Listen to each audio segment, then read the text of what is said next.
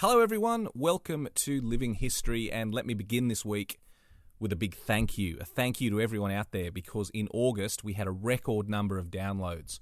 More people listened to the podcast than any time before, and it's just really wonderful. I'm so grateful to you all out there. There's nothing more rewarding to me than bringing you these chapters of history and having you respond. People listening to the podcast, downloading, sending me emails, sending me messages on Twitter and Facebook.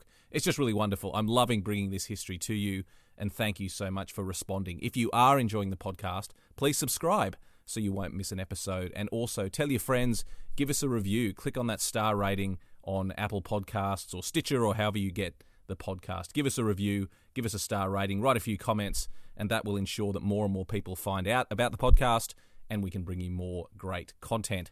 Speaking of great content, it's grand final season in the footy. It's grand final week. And so to celebrate that and the history of AFL in particular, I did something really exciting. I went to the MCG and did a tour of the hallowed ground that is the MCG. I stood out on the turf. I went into all the rooms. I went into the change rooms, the practice facilities, and all the wonderful historic rooms that tell the story of cricket and AFL at the MCG. It was a really great experience. And don't forget, you can do it as well. There are tours that depart every day, behind the scenes tours of the MCG whenever there's not a sporting event on. So get down there and check it out. I was showed around by a bloke called James, a really lovely bloke, one of the volunteers down there. He showed me throughout the MCG. It was really great. I really hope you enjoy this. So to celebrate grand final week, let's enjoy a tour of the MCG. This is the Living History Podcast, broadcasting live across the airwaves.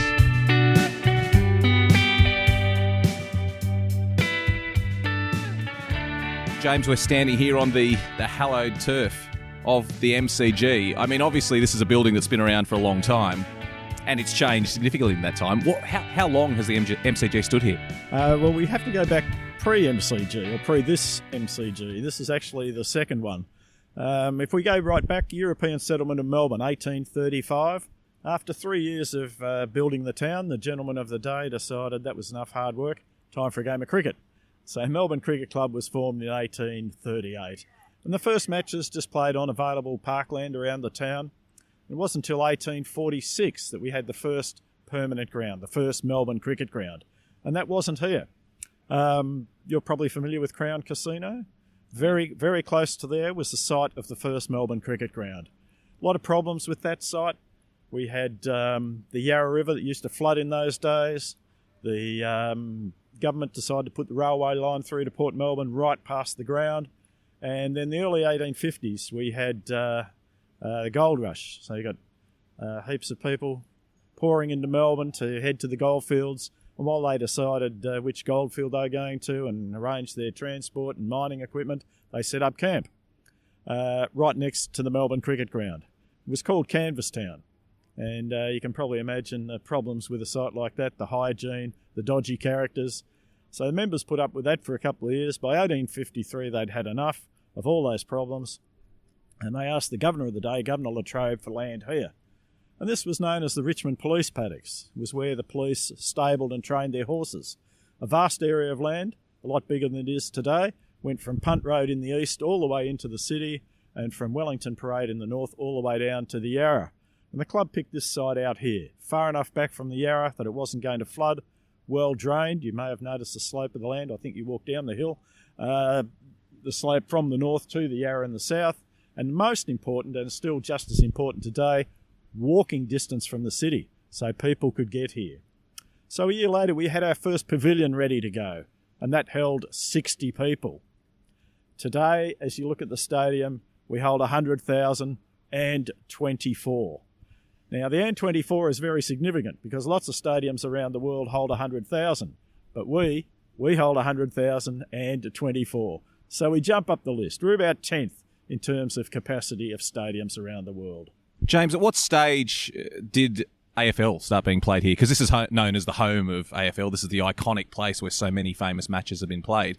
When did it make that transition from just cricket ground to also VFL and then AFL ground? Yep, okay. Can I just correct you slightly? Can we call it Australian rules football? Okay. AFL is one of many bodies that play Australian rules football, but Initially, we're talking about Australian rules football. There is no VFL, there is no AFL. 1858, probably the best cricketer in the country, a chap by the name of Tom Wills. And he'd been sent to rugby school in England by his father to gain a proper education. Poor old Tom wasn't much of a student, but he was a great sportsman. He became a great cricketer and to a lesser extent a football player. When he came back to Australia, he played for Victoria, and he was probably the best cricketer in the country. And he wrote to the sporting paper of the day, Bell's Life in Victoria, but it's hard to believe they had a sporting paper back then, but they did. And he suggested, why can't the cricketers form football teams to keep fit during winter? And football was being played, but not as we know any of the codes today. There were no clubs, no rules to speak of, no structure. It was just meet in the park, and it was pretty much a free-for-all. And the players were getting injured left, right and centre. So Wills wanted to put some structure to it all and some rules so that his cricketers could play football during the winter months, keep them fit, keep them out of the pub. But he didn't want them getting injured because then they're no use come cricket season. So he sat down with 4 of his mates in 1858 and worked out the first 10 rules of Australian rules football. And the Melbourne Football Club was formed in response, the first club. And from there it grew. Some clubs came and went, others stayed. We had first the VFA, then the VFL in 1896, and then the AFL, which took over from the VFL in 1990. So that's been the transition, and the competition's grown from that one club up to 18 in the top level AFL competition. And they always played Australian rules here on the ground at the MCG? Well, not initially. Initially, the cricketers said, you heathen footballers, you can't play on the hallowed turf, you'll rip it up, it'll be no good for cricket. So they made them play out in the park. And to deal with that situation, the club was very inventive, and they built a special grandstand, which was reversible. So when you're watching cricket in the summer on the hallowed turf here, the seats would all be on an incline, as you see the seats today. But when it came time for football out in the park, all those seats, they got out the ropes and pulleys, and all those seats were able to go in the opposite direction. And they could then sit in the same stand, looking in a 180-degree opposite direction and watching football out in the park. Eventually, of course, they let them play football on the hallowed turf and found that rather than doing any damage, probably did the ground some good. And, of course, we've been playing football there ever since. It's a spectacular stadium, and especially down here at ground level as I look around, it must be one of the most modern stadiums in the world. Obviously, it's changed a lot since the early days. Are there any original parts still remaining of the MCG? There's nothing, there's a clock which was on our first little pavilion. We'll show you that later. But it wasn't there when the pavilion was first built. It was an addition about 10 years later. Over on the southern side of the ground, we have a small piece of fence that dates to 1885. The next oldest thing here is 100 years later, is the light towers, which are 1985. So we're not one for really hanging on to our heritage. It's all been replaced. Stand now, this one we're standing next to, right above us, you can see 2006. That's the latest stand, this whole stand on this northern side, finished in 2006, just in time for the Commonwealth Games.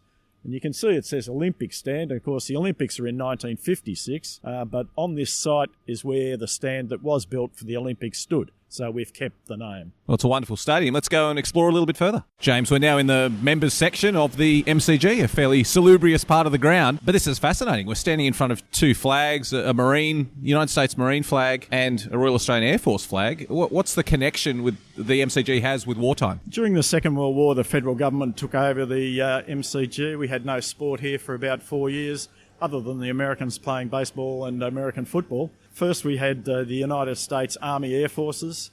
They were here after battles in the Pacific to recover. You're saying that they were billeted here actually at the ground? They were billeted here at the ground. They didn't camp on the playing surface. They had a series of tents around the terraces, and they called it Camp Murphy, after a Colonel Murphy who died at Peleliu, I think it was, in the Pacific. Then we had the Marines. The Marines were here for R&R. They called it Heaven. They loved the place. And then we had the Royal Australian Air Force. The Royal Australian Air Force alone put over 200,000 men through the MCG on their way to or from a posting. Conditions for them weren't that flash. They either boarded up the old grandstands or dropped a tarp down there, and it was a straw mattress on the slat benches. was a bit uncomfortable. At one stage, just before the Marines moved in, they made an improvement to the accommodation.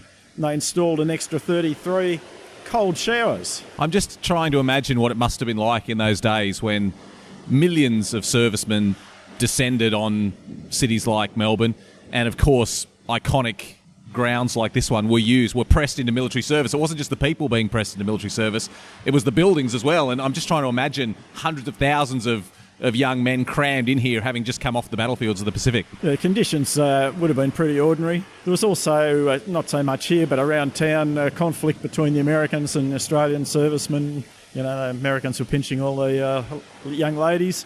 And I know that here we held a bit of a get-together to, foster some ties between the American and Australian troops and some goodwill. So we've got a number of plaques here, James, commemorating the forces that were here. We've got United States Army Air Forces. We've got the Royal Australian Air Force, the Marine Corps, and then a commemorative plaque as well. It's extraordinary, just the range of different units that pass through here. Absolutely. A lot of different units. There was also some training units as well that don't get a mention. They were only here for short periods of time. They were part of the Royal Australian, the Air Force or Army, one of the two, but technical units that were here specifically for training. And I see that the plaque to the Marines was unveiled by Mitchell Page, who won the Medal of Honour on Guadalcanal. And anyone who saw the series, I think it was in 2010, called The Pacific, will remember the episode dedicated just to the Marines descending on Melbourne after their time in Guadalcanal. I can imagine it was a pretty exciting time for both the Marines and the local people of Melbourne. Absolutely. The cricket club has always had involvement in the war, not only the Second World War when the ground was taken over, but during the First World War. Billy Hughes held rallies here in support of conscription. They were pretty violent affairs. We also had, during the First World War, the first public memorial to those who had passed away in the war, given their lives in service. That was right outside the front of the members here at the MCG. It was a cenotaph. Was here for a number of years before they built a more permanent memorial on the steps of Parliament, and then, of course, the shrine down in St Kilda Road followed that. James, we're standing in front of two honour rolls, one for the First World War and one for the Second. I assume in memory of MCC members who were killed during the wars. Yes, that's right. This is in memory of Melbourne Cricket Club members who gave their lives, paid the ultimate sacrifice. The First World War doesn't have members on it because it was very difficult getting a definitive list. But the Second World War is a definitive list, and there are some famous sportsmen amongst them. If we look on the middle column, the third one down, Ross Gregory, who played Test cricket, is one. Stuart King, about halfway down that same, he played cricket and Australian rules football, played Australian rules football for the St Kilda Football Club, a great sportsman. And there are a couple of others who also represent the Melbourne Cricket Club. So I also see that Newton VC is recorded here, Victoria Cross recipient. Absolutely, yes.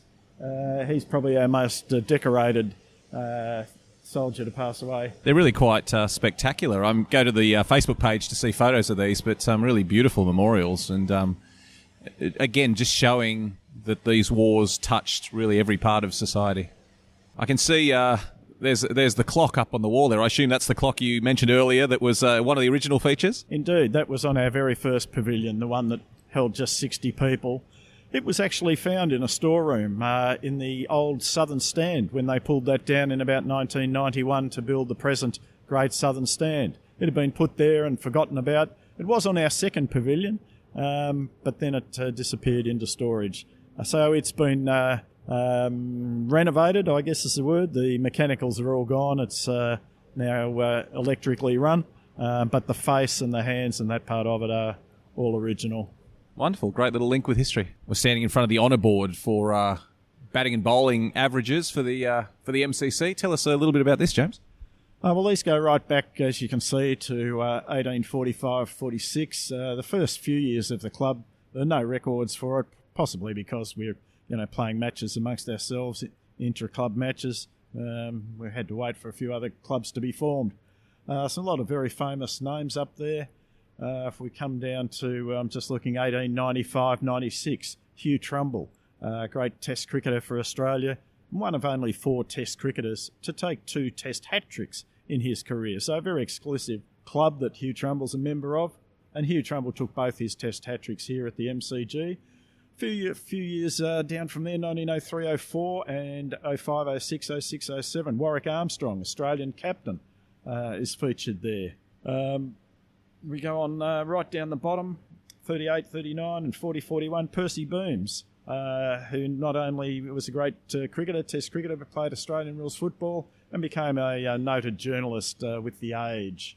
Matt, we're standing in our 150th anniversary foyer, and we have two distinct celebrations here. On this side, we have the bronze doors, which were external doors on our old stand, the one we pulled down to build this one. And if you look on the middle panel, they celebrate 150 years of the Melbourne Cricket Club, 1838 to 1988. And they depict some of the many people and events that have happened here. Of note is the one we're immediately in front of, and who else but Sir Donald Bradman. And that's a list of Bradman's first-class scores at the MCG. And I'm sure you'll know Bradman's Test average of 99.94. But here at the MCG, Bradman's Test average 128.53. Bradman loved the MCG. On the other side is the Tapestry. The Tapestry celebrates 150 years of the Melbourne Cricket Club here at this location. So if you remember, we moved in 1853, so that's a timeline from 1853 at the left-hand side of that tapestry to 2003 at the right, and it depicts Test cricketers up the top, Australian rules footballers down the bottom, and there's a few other things scattered around, such as the military that we've just talked about. The three tenors are down the far end to represent some of the many concerts we've had here. So a lot of, and the Olympics in the middle, a lot of different elements all connected with the history of the MCG over that 100 years. James, we're standing in front of the tapestry you've just described. It's really quite magnificent, and I can see that each part of it has a little story about something of importance to the MCG. Are there a couple of favourites that you can highlight? Absolutely. On the left, one of the very early ones, 1868, is the first Australian cricket team to tour overseas, an Indigenous team from Western Victoria, coached while they were in Australia by Tom Wills. He didn't go to England, but he coached them here in Australia. They went to England in 1868 and performed quite well. A couple of years earlier, 1866, they actually played against the Melbourne Cricket Club here at the MCG on Boxing Day. Below them, we have a figure of some footballers playing under electric light here at the MCG in 1879. Now, our light towers didn't go up till 1985, but way back in 1879, they played 2 games of football under electric light here at the MCG. Electricity was very new, let alone electric light. They were very inventive. They painted the football white, but the lights just weren't strong enough, not to mention the problems of trying to navigate around a light tower that was out in the middle of the playing surface. I'm just noticing, James, amongst the many sporting figures depicted up here, there's also the military that we've already discussed, the concerts, as you mentioned, with the 3 tenors, but I noticed someone right in the middle standing there in a grey suit. Who is that representing on the tapestry? That in the grey suit is Billy Graham, the American evangelist preacher who was here in 1959.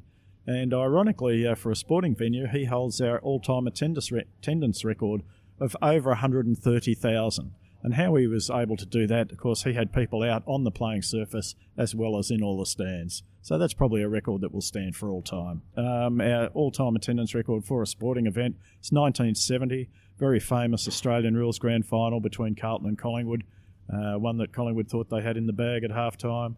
They claimed the champagne was being opened in the rooms. And then legendary coach Ron Barassi said to handball at all costs. And the blonde bombshell Ted Hopkins came off the interchange bench at half-time, kicked 4 second-half goals and inspired Carlton to a famous victory. And at that game, we got 121,696. James, we're in this quite magnificent hallway, and there's 4 portraits hanging on the wall, not necessarily the sort of thing you'd expect to find in a sporting stadium. Who are these distinguished gentlemen on the wall? These are the 4 of the 5 founders of the Melbourne Cricket Club way back in 1838. We've got Alfred Mundy. He went on to be Colonial Secretary of South Australia before he went back home to inherit a Shipley coal mine, the family fortunes. Frederick Powlett, probably the main one of the 5 men who did found the Melbourne Cricket Club. There's a street named just around the corner after him. There's a river down in Gippsland. He was a Crown surveyor. Robert Russell, the next one, he's after Powlett, probably the most important person. And then the last one here is Charles Fitzroy Millamundy, who was Alfred Millamundy's brother. He was only here for a very short time in Melbourne, and the Mundys actually help us date exactly by the time that they were in Melbourne. We know that's when the Melbourne Cricket Club was founded. So it's a nice check on everything that's come down to us over the years. The ones that we're missing is Captain Brunswick Smythe, and there was a portrait of him, and it was in Melbourne as late as 1899, which in the whole scheme of things is quite late, but it was sent back to England when his widow died. So whether it still exists in England, I don't know. We'd love to find it. If anybody listens to this knows of Smythe's portrait, please let the Melbourne Cricket Club know. Just another one of those countless treasures hanging on walls in stately English homes. Yes, unfortunately there'd be hundreds, maybe even thousands of red-coated soldiers, so it'd be, unless it's got his name on it, it'd be difficult to spot. Tell me about this, James. This print is from a watercolour, which records our first international match. It was way back in 1862. And the English 11, captained by Heathfield Stevenson, came out to play against the Melbourne Cricket Club. Actually, it was against Melbourne and District. And it wasn't the Melbourne Cricket Club that invited the English 11 out. It was a firm of caterers. I think they thought they'd sell more beer and pies if they got the English out. And the English 11 played against 18 of Melbourne and District. That was a common handicap system in those days. The better team would play more of the opposition. The English still won. But as you can see in the print, it was remarkably successful. They reputedly have in excess of 25,000 people here at a time when Melbourne's population, not much more than 100,000. And you can see some of the elements in this print. Our little pavilion at the back here, which held 60 people. The grandstand was just a temporary arrangement built just for that match. You can see the American flag on the right. I did see that flying there and wondered what that was. Well, this is 1862. As I said, a lot of Americans in here. They'd missed out on the Californian gold rush. They'd come to Victoria to try their luck here, and a lot of them ended up in Melbourne as merchants and traders, and that's why the American flag is there. There's a big American population here at that stage. And, of course, the Civil War was going on at that time, so nationalism was very much to the front. Yes. We have a very interesting story involving Melbourne with the Civil War, with the Confederate ship, the Shenandoah, which was here and ended up costing the British government about £3 million because we were supposed to be, as part of the British Empire, supposed to be neutral, and the ship was re-victualled, and there was a few who allegedly stowed away but probably recruited to join the crew.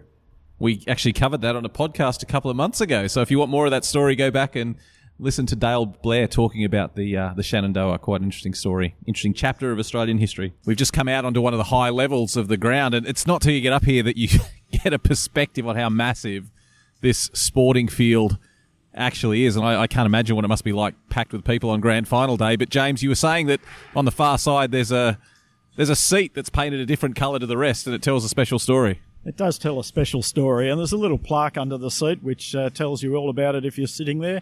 But that's one of the biggest sixes hit here at the MCG. That's where the ball landed. It was hit by a former Test cricketer, Simon O'Donnell, playing for Victoria in a Sheffield Shield match against your state, actually, New South Wales. And the bowler was another former Test player in Greg Matthews. O'Donnell batting at the northern end, so it's a massive straight drive down the ground. It really is a huge hit. In 2015, when we had the World Cup here, nobody got remotely close to that seat, and there were a lot of sixes hit during that tournament. We're not sure if it's the biggest six ever at the MCG. It's certainly the biggest since these stands have gone up. But way back in the 1880s, there was another Australian Test cricketer by the name of George Bonner, and he was a mountain of a man, standing around 6'6" and weighing about 16 stone in the measure of his day. And in his day, if you hit the ball over the fence, you only got 5 runs. You had to hit it right out of the place to get 6. And Bonner used to do that. But the stands were much lower and there were big gaps in between them. So we're not able to compare O'Donnell's hits to George Bonner. James, we're getting to the parts of the ground now that I think people listening to this will be most jealous of, where this is the behind the scenes where the players hang out, and we're here in what looks like the interview room, I assume. What room are we in here? Yes, this is the media interview room. It gets used for both football and cricket. During the football season, usually the winning coach is interviewed first, about 20 minutes after the match ends.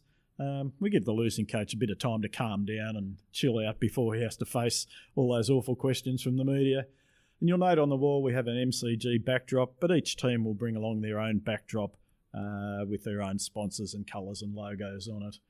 And the same during the cricket season, although of course the captains that we interviewed during the cricket season instead of the coach. So change room 2, all decorated for Melbourne with all their sponsors and colours and logos. The 2 change rooms at the MCG are identical. Gone are the bad old days where you'd find cold showers in the visitors' change rooms. But we have 4 teams that share the MCG as their home ground. So Melbourne and Richmond use this change room 2, and Collingwood and Hawthorn use change room number 1.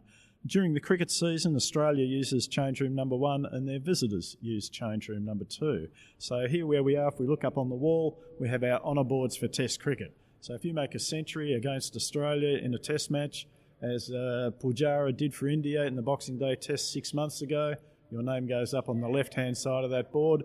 And if you're a bowler and you take 5 wickets or more in an innings, as Jasprit Bumrah also did for India 6 months ago, then your name goes up on the right-hand side of that board. So a lot of very famous cricketers up there on the honour boards. I've got to say, looking around, it's pretty utilitarian. It's not fancy in any way. I mean, I know that they do their warm-ups, etc. in here, but it's like a change room that you'd see at just about any sporting ground anywhere around the country. They're a little bigger than that. There's a lot of different rooms here. We've got the coach's room. The head trainer gets a room. There's the very inner sanctum of the change rooms, the coach's briefing room. The property steward, he gets 2 rooms. Physiotherapy has a room. Medical people have a room. Drug testing has a room. There's even a room for the family. So it is quite a comprehensive change room. And out the back, of course, we've got the locker room and our recovery pools. James, we're in football season at the moment, and the room here is basically a big empty room, which I assume is where they do a lot of their warm-ups and exercises. Is what changes take place here between the transition from football to cricket season? Yeah, in the cricket season, I think the cricketers find the whole complex too big. So in this big empty space, we bring in lockers for the cricketers. We bring in a few massage tables, chairs and tables, fridges for their food and drink. And the cricket team will just operate out of this big room, apart from using the bathrooms out the back. Because it is quite extensive. Where we're standing, there's half a dozen different rooms that are leading off here, corridors, and it is, as you said, it's quite a complex here for the whole team and the team structure, isn't it? Yeah, I think it's probably the difference between the numbers in a cricket team, 11 and the 12th man, 18 plus 4 on the interchange bench in the football team, plus the football teams will have, anywhere up to half a dozen assistant coaches, half a dozen trainers. The committee likes to be involved. There's people everywhere during the football season. This is something I've really wanted to see, James. This is the honour board for the Aussies. Some pretty famous names up there. Some very famous names. On the left, we've got the Test centuries honour board. So if you make a century at the MCG for Australia, your name goes up there. Then the bowlers, you take 5 wickets or more in an innings. And you can see Pat Cummins did that in the Boxing Day Test against India just 6 months ago. The bottom of the bowling one, we have a list of hat tricks. And you can see Hugh Trumbull's taken 2. We've got 4 Test hat tricks altogether by Australians. Shane Warne, the last one. And over in the visitors' room, there was 1 taken by an Englishman. And with 5 Test hat tricks, that's the most of any Test playing venue. Then on the right-hand side, we have honour boards for the Test captains. So if you captain Australia at the MCG in a Test, your name goes up there. And we've got a board for both men and women. A lot of very famous names up there. And to say, if you're trying to count, Matt, no prize for guessing this one. Sir Donald Bradman, with 9 Test centuries, has the most at the MCG. I'm just noticing a sad indictment on today's cricket is that both Steve Smith and Tim Payne are up there on the Australian captain board with no end date after their names. It's that chapter's still yet to be written. Well, that's right. When no one's been prepared to put an end date to Steve Smith or Tim Payne. And it's quite interesting, speaking of Steve Smith, if you look at the last 2 names on the Test century list, it's Warner and Smith. We just wandered past here the bit of a dining room, and it looks like it's staff dining in there at the moment, but you just pointed out to me, James, the sign on there that says team and umpire dining. Tell me about that. Yeah, the sign on this pillar, team and umpire dining, that's for the cricket season. So for lunch and tea breaks during a test match, we have both teams and the umpires all in there together. All very nice and friendly. It's just extraordinary. It's a basic cafeteria. I never the hallowed idea of the lunch break during a test match and the Boxing Day test, and they're just here at tables, just in a room next to change rooms. It's great. Yeah, absolutely. It's not like they get up to the long room for their cucumber sandwiches or anything like that. They're all in here. They do, however, sit at separate tables. The thing that's striking me, James, as we tour these magnificent halls of the MCG is how many unexpected little things we find that you just would not anticipate would be at a sporting ground. And this is probably a perfect example. There's a case in the wall full of ceramic figurines and plates and cups and dishes. What am I looking at here? What you're looking at here is part of the Tony Bear collection. Tony Bear was an extremely eccentric Englishman, with a passion for cricket and a bigger passion for items relating to cricket, mainly ceramics, but he also collected glassware, silverware, bronzes, prints, paintings, photographs. He had an enormous collection. And he lived in London. It was all in his London flat. He could barely move in his flat, and he donated it to the Melbourne Cricket Club. And what you see here in this cabinet is just a small part of the ceramic collection. The ceramic collection alone is over 600 pieces. They're magnificent pieces. Some of them go back well over 100 years. There's Royal Dalton, Royal Worcester, Royal Staffordshire, just to name a few of all the English major pottery makers are represented, all with cricket motifs on them, whether it's actual players. You can see W.G. Grace there, or it might have bats, balls. Marylebone Cricket Club is represented up the top, some of their jugs and sugar bowls. Just extraordinary. I'm seeing a tankard which looks like it's got Don Bradman's face on it, and as you say, 150th anniversary of the British MCC, the Marylebone Cricket Club, from 1937. Really quite extraordinary. It must be wonderful to work in a place like this where you can walk around and just see these little links with the history of the place. Oh, absolutely. If you're interested in history and sport, as I am, just can't get any better. And at the moment, we have more of this Tony Bear collection on display than we ever have had. As well as this cabinet here, there's another one at the other end of the Frank Gray Smith Bar. And, of course, there's a lot in the National Sports Museum and in the Melbourne Cricket Club Museum. Matt, on the wall here, we've got the most photographed object we have on tour. It's a very famous photograph. Sir Donald Bradman and Sachin Tendulkar, taken at Bradman's home in Adelaide on the occasion of his 90th birthday, way back in 1998. It's signed by both of them, and they only signed 4 copies. Sachin was invited there. Bradman saw in Sachin the same style as he thought he played with. He thought Sachin was the closest to himself. Shane Warne got invited to the party as well, and there are some photos with Shane in, but the 2 batting maestros, this is definitely the best photograph. You do get a lot of visitors that come to the MCG from the subcontinent because, of course, as we know, that cricket is more than a sport there, it's a religion. This must be a bit of a prized item for visitors from the subcontinent.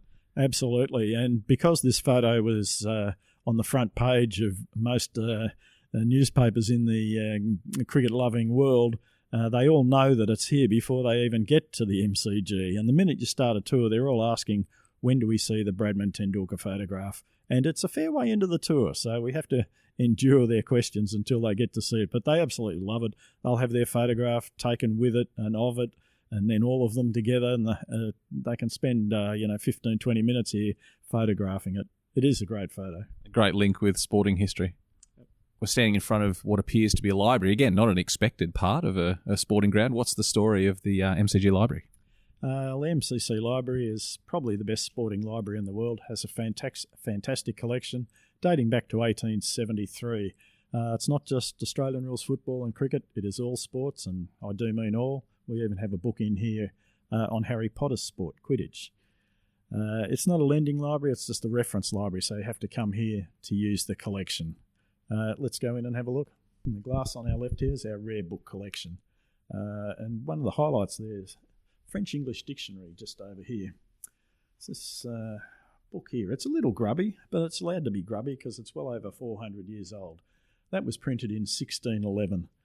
And why we have the French-English dictionary in the collection is because of an entry in it, crosset, C-R-O-S-S-E, which is French, which means a bishop's staff, but also a cricket staff, which they describe as the crooked staff wherewith boys play at cricket. And that's the earliest mention that we know of the word cricket in print.